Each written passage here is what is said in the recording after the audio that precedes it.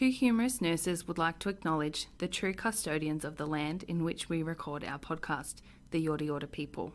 We pay our respects to elders past and present and extend our respects to all Aboriginal and Torres Strait Islanders listening today. Always was, always will be Aboriginal land.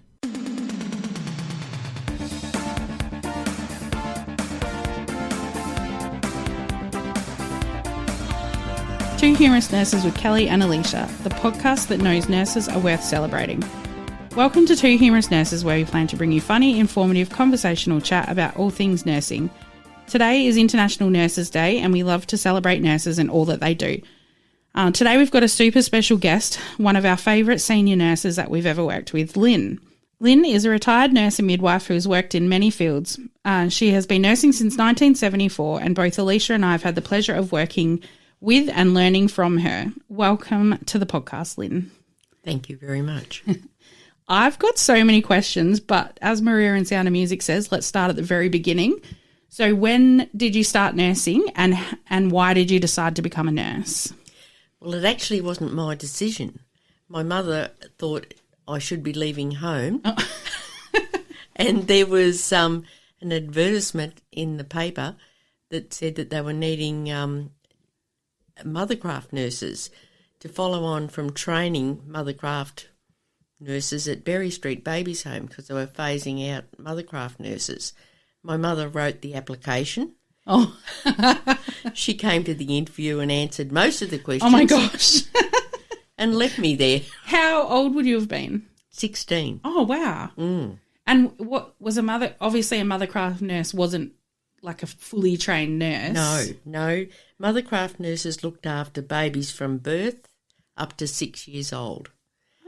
And we cared for children that had been taken as ward of the states. Yeah. And we also cared for mums that were about to give birth.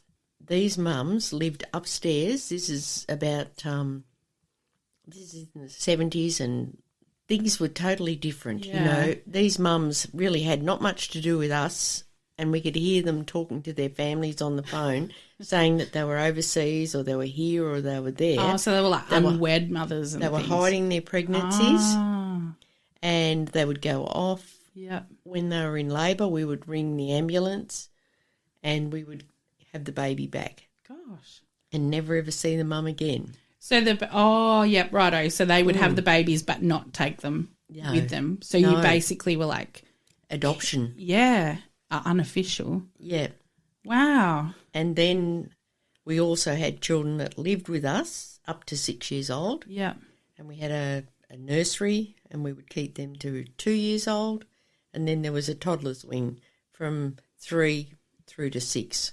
Oh, that's so amazing. Mm. So how did you then go on to train as a nurse?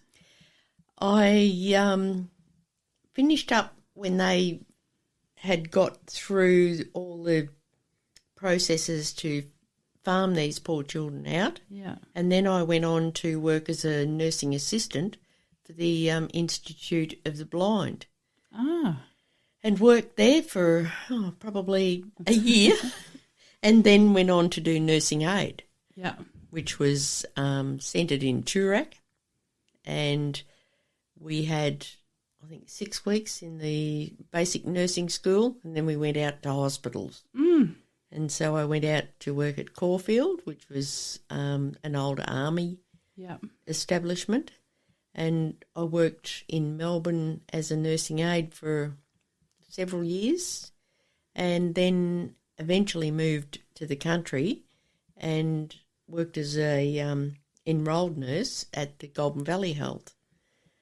From there, I did my general training and worked there for a little while, specialising in children, and then went on to university because I wanted to do further studies.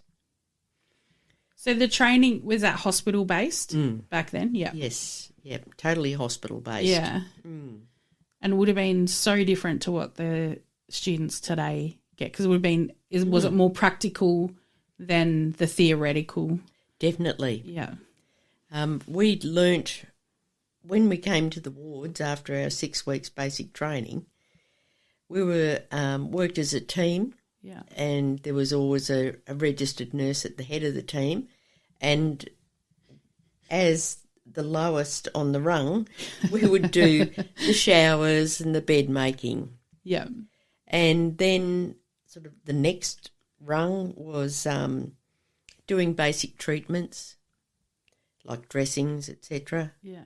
And then the third on the rung was doing the drugs. Yeah. And you might be in second year by then, and often on night shift you would be in charge of a whole ward. Yeah. And what did the wards look like compared to today, where you've got individual rooms or, rooms of 2 or 4 patients? Well, at the Golden Valley base, they had rooms of 4 or 6 patients. Yeah. But prior to that, when I was working in Melbourne, they were the old Florence Nightingale, 25 a side. Yeah.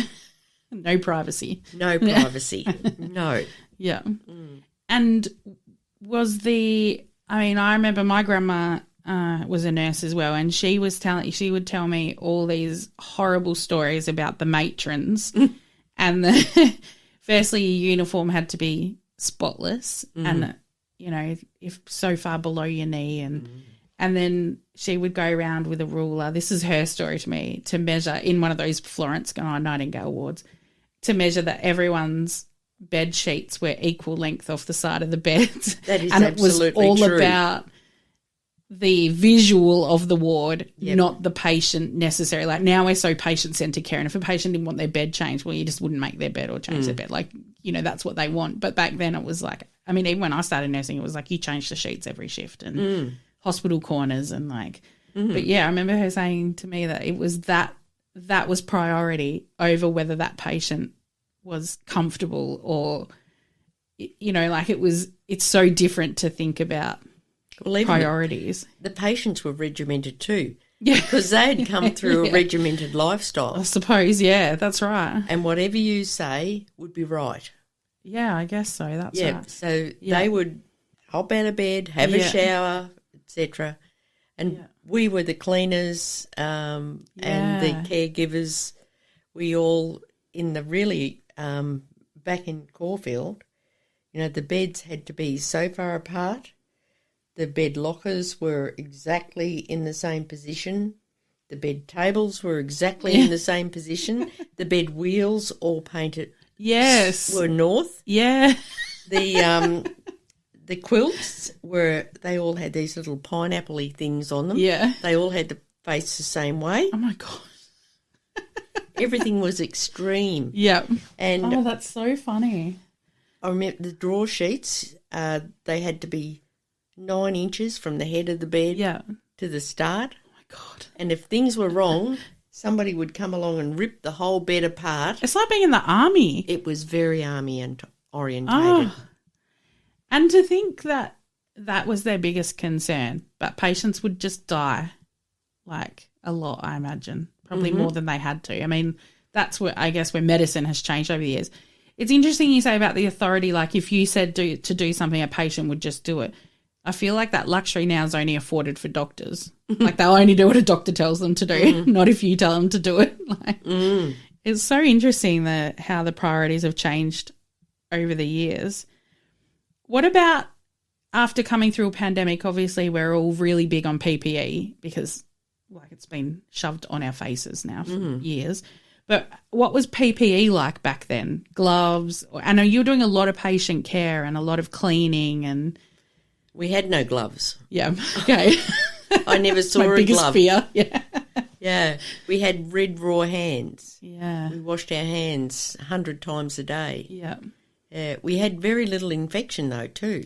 Yeah, interesting. Yeah, we used to have our patients with any wounds, if they were suitable wounds, we'd go out in the sunshine for 5 minutes, open to the sun. We used a lot of saline. Oh, yeah. And we also used nitro sticks too. Yes. To burn off infection. Yeah. And we also, incised any infective parts too. So we had very little infection and very few antibiotics were used. Yeah. That's really interesting, isn't it? How, again, we've moved away from that debriding of wounds or, you know, and we don't just use saline. Like even to pack a wound these days, I bet very few nurses are doing saline gauze packed wounds because you have to do it 3 or 4 times a day. Well, we used to pack a wound in the morning and we'd have a drain tube into that packing and wet it 2 or 3 times a day so it stayed moist. Even when I started in 2000, we would do that. But that's changed so much too. It's interesting, the infection. Even on surgical wards, did you ever do surgical? Well, I spent a lot of time on a diabetic ward, which had a lot of surgery. Yeah. There were amputations, there were skin grafts and so forth. And saline was what we used. Yeah. If we weren't debriding, we were using saline.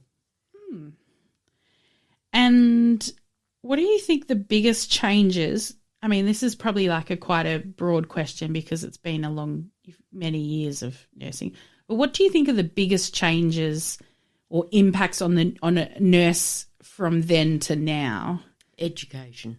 Yeah. Yeah. By far.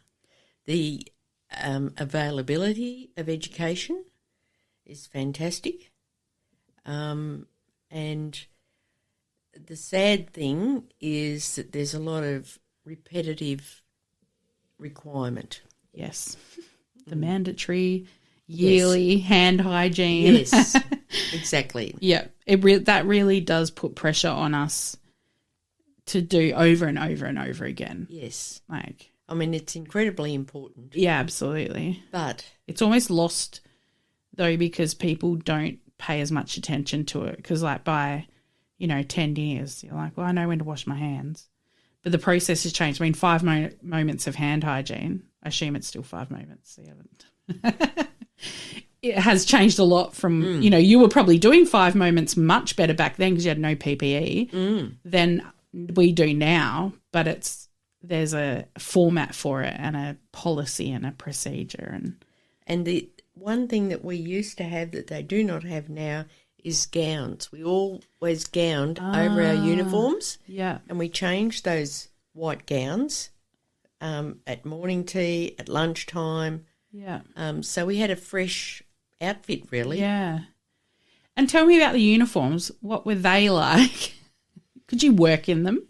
Yes, but you had to wear a petticoat because they had removable buttons and that they were held together like, well, they called them shank pins, but they were actually like a hairpin. So if you didn't wear a petticoat, your stockings were torn to pieces and, we put our washing in each week or each fortnight and got back all these heavily starched uniforms that hurt.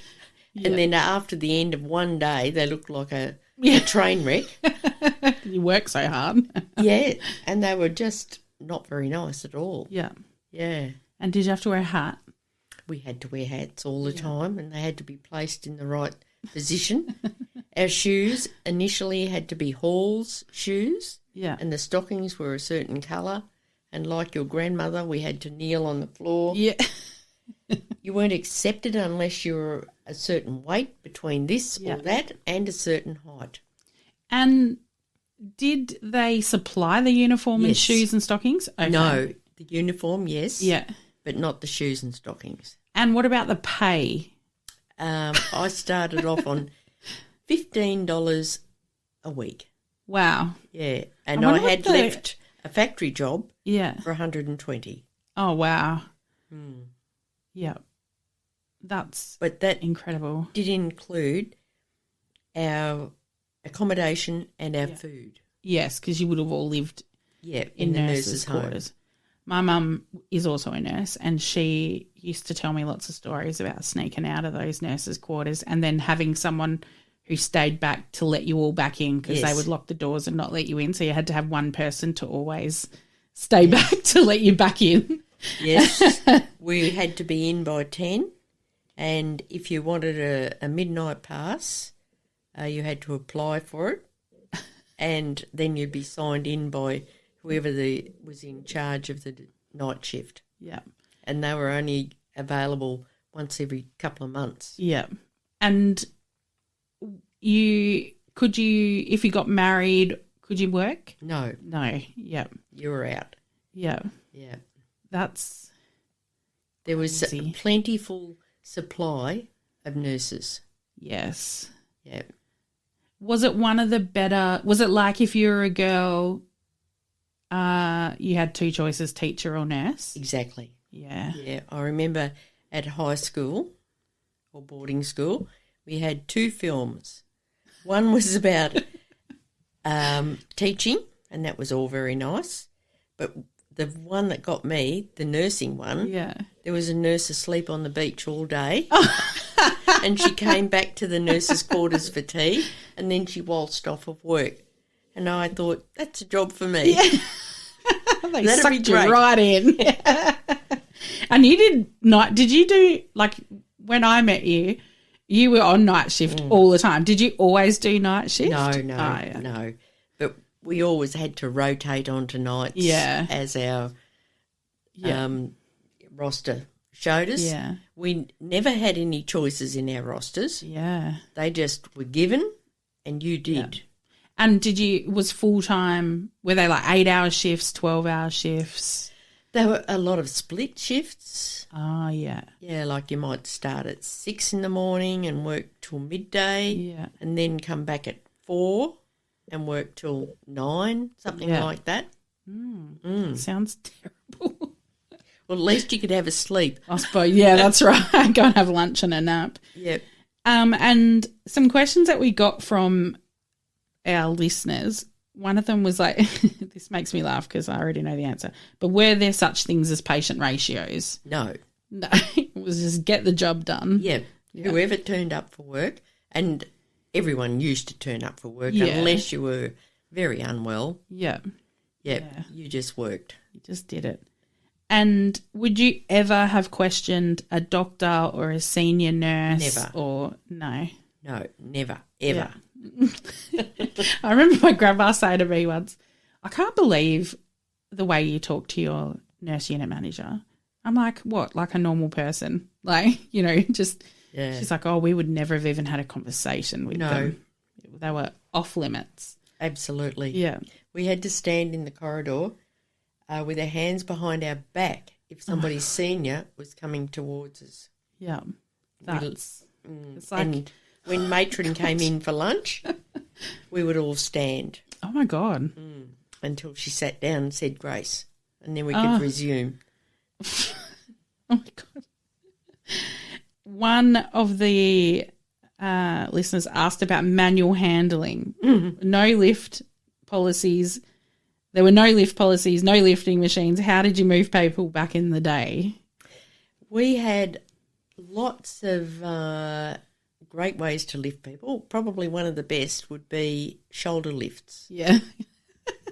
When two nurses standing each side of the patient would lower themselves and place their shoulders under the patient's shoulder blade, either side, and then hold hands under the patient's thigh and use our legs, and we would lift them from a low chair to a high bed or from a high bed to a low chair. Yeah. The worst lifting was top and tailing, where someone would have their arms under someone's underarm and the other person would have their arms under their knees and would 1, 2, 3 and lift up because beds didn't move. They were high. Yeah. And we had day couches with wheels. Yeah. So that you'd have to put them down. That was easy. Yeah, because but you can't get them back up. Back was a hard thing. Oh, my God. And my first job at the Institute of the Blind, they had a normal home bath, and you had, when you came on the afternoon shift, I think you had 10 baths to do. So you placed a wooden chair at the end of the bath with a towel on it. You'd put the patient there, put their legs into the bath, slide them down the back of the bath, and then when you'd finished bathing them, you had to lift them up on your own. Oh, my God. And, like, we did it, but I don't know how. Yeah. Luckily, people were a lot smaller then. Yeah. However, it would have been the start of my and many back problems amongst the nurses. Yeah. It's so interesting. I was talking about it when I was talking to the girls that I work with today, and I was saying, oh, you know, the no lift question, I hadn't actually thought about asking you that. And we were talking about the ways that we were taught, you know, in the last sort of 30, 20 years, and the whole momentum, pushing back that whole rocking. We had to rock 1, 2, 3, and like standing in front of people with your knees against their knees, and like the old dance move with your arms under them to like pull them up, and the belt and all these things that you just literally would never use today. Like no such thing as a slide sheet. Like you just, it really. I don't know how more nurses. Well, I suppose you nursed hard and fast back then, didn't you? Because you nursed until you were courted and married, and then you had to leave. Whereas if you didn't keep going or whatever, I guess it was short term rather than long term for a lot of people. With me, though, it was 47 years because it was a long time before I got married. Yeah. And the rules had changed. Yeah. Yeah. So for me, it was 47 continuous years. Yeah. That's deserves a bloody reward or something. I laugh every time I write down on the, your nursing registration, which is like due this month, like everyone's paid it, is the how many more years do you expect to be in the industry? And I think only until the last couple of years I've been writing 30, 30, 30, and now I'm like, maybe I'll write 25, and I'm like, I'll probably still be here in 30 years because I'll change the retirement age and I'll never get out. Like it's just it makes me worried. It's not the sort of job that you can keep going forever. No, not forever bedside. Like you did forever bedside. You didn't. No, I stepped away. I like the people contact. Yeah. And you were so good at it. You had the best assessment abilities, and like you really mentored me through urgent care, and like really? I just found you, because I did a lot of nights when I first started. And I think it might be a bit ironic that Alisha and I have a podcast together because you were always telling me to be quiet. Stop talking. Really? Because I hated the silence on night shift. Oh, what do you think was your greatest achievement as a nurse? It's a big question. It is. Wow. Living through it. My greatest achievement. Probably education and being able to experience so many different fields of nursing. Yeah. And I'm grateful for that. Not so much an achievement. I'm grateful because that gave me challenge, interest, and satisfaction to be able to move through different fields. Yeah. Nursing doesn't have to be a static space. It rarely is, I think, for most nurses.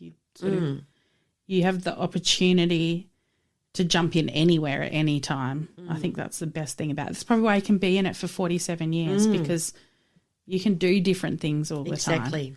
Tell me, I meant to ask you this earlier, but tell me a couple of things that you did back then that would blow nurses' mind in 20. You told me a story when I asked you to come on the podcast about having to boil urine. Yes. Yes, well, that particular boiling of urine was for pregnant women to just see how much protein was in their urine, which is nowadays called eclampsia. Yeah, I had eclampsia in my pregnancy. Yeah. So we would have each day or twice a day, we would take a sample of urine from the mother and add acetone, I think it was, boil it and let it sit in a test tube, and the protein would settle to the bottom, and we would have the morning urine, the afternoon urine, the next morning, the afternoon, and they'd be all lined up on these containers. A little collection. It was. But you could visually see how much protein was coming through. Yeah. And that was an indicator as to how serious the whole condition was becoming. As there was very poor treatment of eclampsia then. Yeah. Many, many mothers died. Yeah. With it. It was atrocious. Well, I mean, it wasn't that much fun when I had it, but there's a lot more drugs, I think, a lot more awareness around But I got to just dipstick my urine Yes. and look at a little coloured square. No, I didn't have to boil it up every day.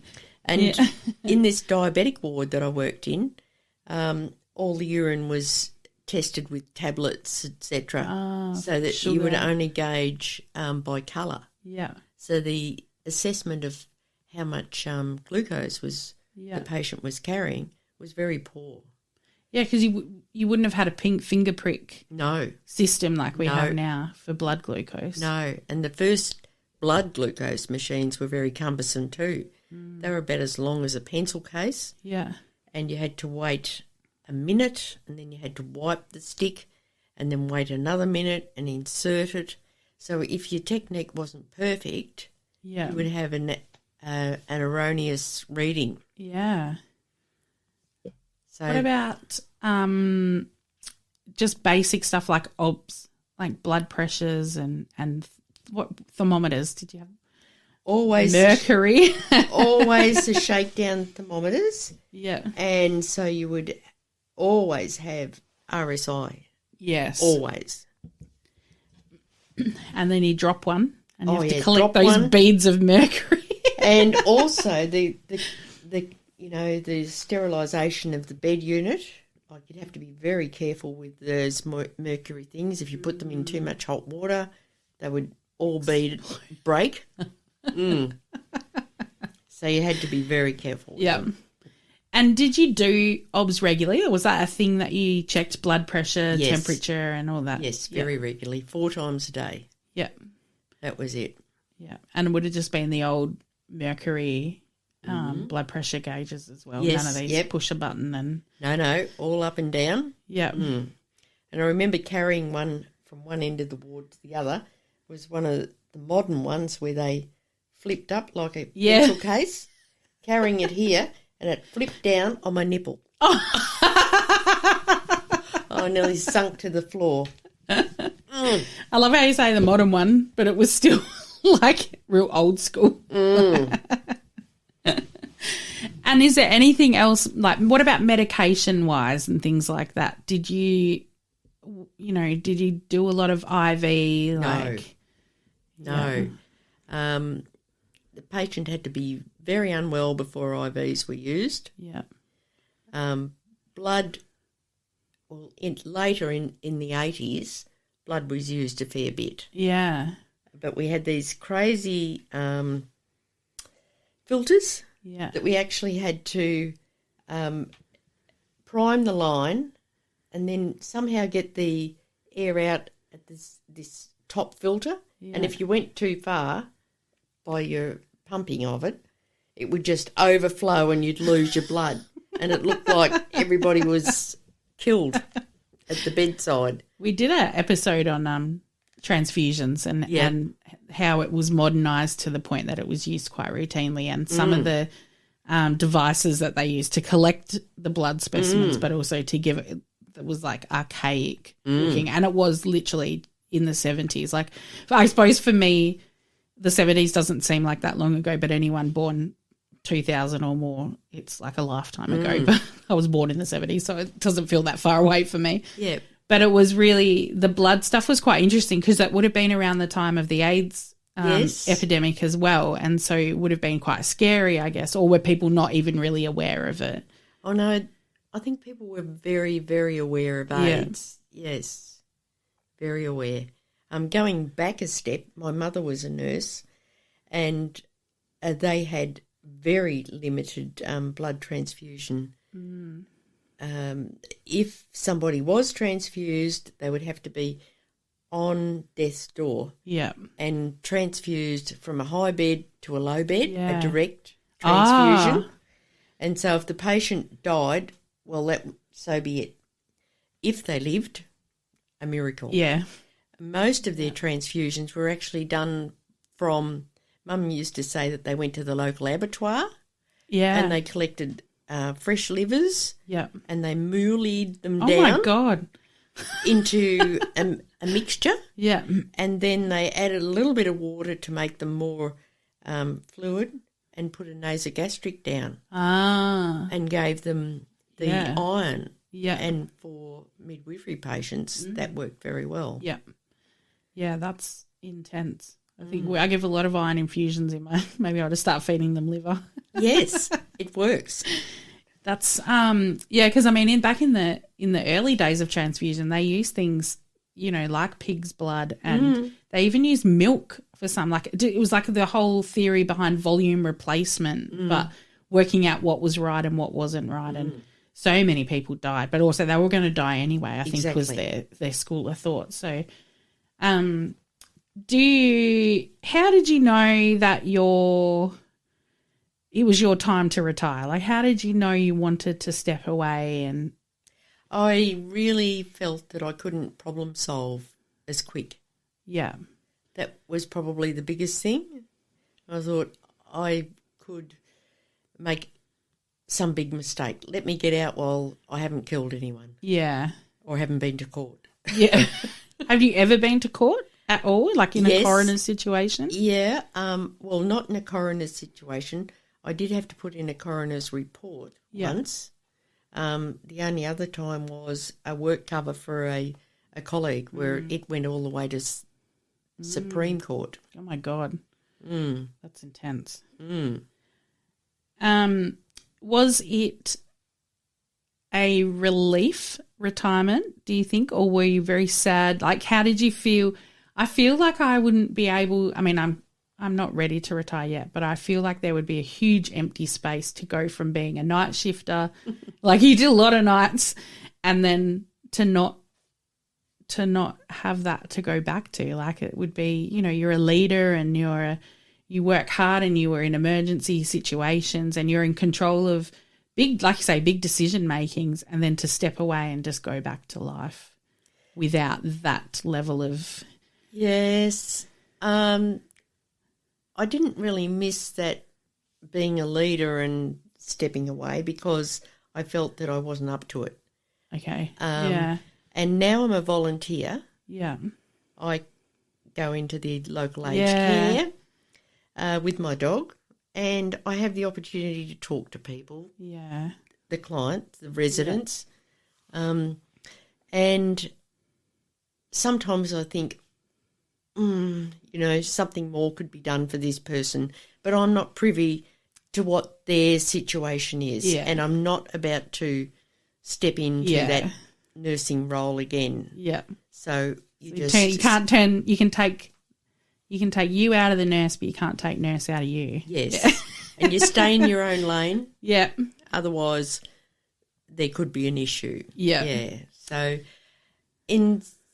but then so many people, like neighbours, etc. Yeah. Somebody has stitches that have broken. Yeah. Or stitches that need taken out. Or they're having a bleed of something. Yeah. They come and see you. So I suppose you still are to a degree. Quite. Well, I suppose, we are one of the most trusted professions, aren't we? I guess that doesn't end. No. Do you have any advice for the nurses of today, like any wise wisdom that you might impart on them when they, even the poor, I think about the students that are coming out into their grad years next year who would have done their whole training through COVID, a pandemic, and might be coming out into a workforce that's quite tired and about to fight for a new EBA and in a very poor government. So yes. I would say keep on trying.